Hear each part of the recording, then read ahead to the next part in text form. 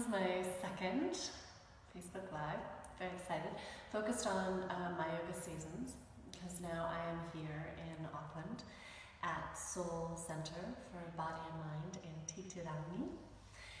And we're in deepest winter, which in itself I find funny because one of the video recorders, the audio guy, when we were recording for MYOGA Online, he has a band called The Nudge, and he kept saying, deepest winter. And some days it feels like deep winter and some days it doesn't. Here it's often cold and rainy, but there's also sun. So in deepest winter, in this practice, what we're looking at is some of secret geometry, of getting the angles, this right angle in the body and what that looks like, and also a cross shape. And because it's Sahasrara, this energy center at the top of the head, that the quality related to that is thought. I'm often asking students to think of the lines, to get an internal sense of the top of the head in line with the spine, lengthening away from the tail. And so I wanted to just show you a little bit today of what we're focusing on and how we're looking at that same right angle where the torso meets the legs in a number of different positions, a number of different relationships to the earth, and then what that means, what that requires of us, and how that informs that right angle. And I just want to encourage you to be okay with forward folds. Some people are really flexible and folding forward is easy, but this is an area where we can get really caught up into the ego idea of where we should go and what it should look like. And to reassure you by saying that when I first started practicing on a daily, regular basis, in order to sit tall, I'm going to have to take off my lovely VR top with this little cape. I love it, but I want you to be able to see what's going on in the body, so I'm going to take this off.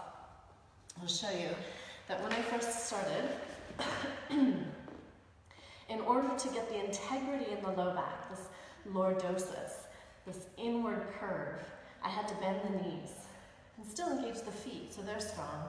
I had to bend the knees and use this. And it took me probably 2 years of working with Kundalini rowboat, of sitting up like this and working with this motion, which we do in this deepest winter practice as a way of warming up and engaging the core, but also as a way of checking in and seeing what's actually going on here. So it took me 2 years of bending my knees and little by little being able to check, can I feel, instead of the spines of my spine, can I feel the muscles on either side and the spines have disappeared within. So if I can't feel that, then bending the knees.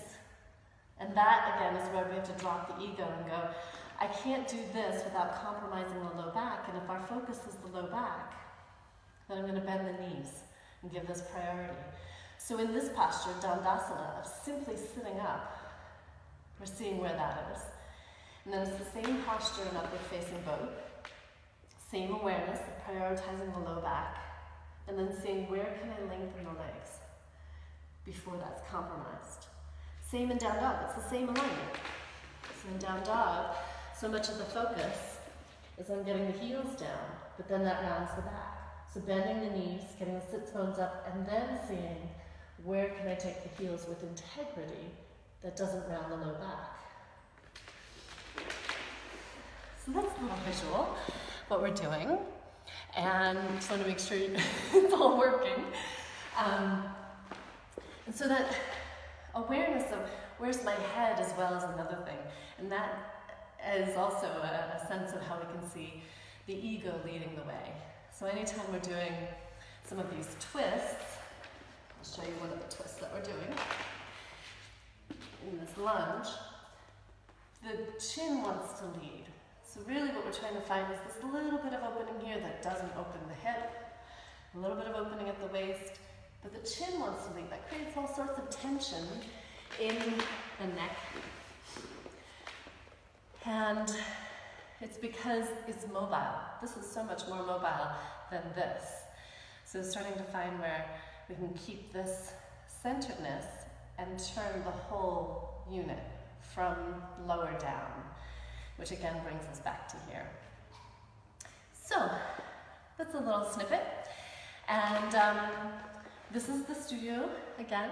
And for those of you who are not able to join me in Auckland, which is a whole new shift for me, you can practice with me online. All of these teachings are online. And that whole package has been reduced by half. It includes the basics and the flows. So there's a whole video game-like progression that you can do. And for those of you who are in the Northern Hemisphere, next week I'm going to focus on you guys because you are in Fullest Summer. So for the next couple of weeks, we're in Fullest Summer in Northern Hemisphere and deepest winter in the Southern Hemisphere. And then by the beginning of spring, we're going to work, or the beginning of September rather, we're going to move into first spring here down under. And in the Northern Hemisphere, you're going to be shifting into autumn. So I want to touch on both because there are students all around the world. Those of you who are in the tropics, you can decide. You can decide which way you want to go. So thanks for watching, and look forward to connecting again with you next week. Until then, be well and lots of love. Namaste.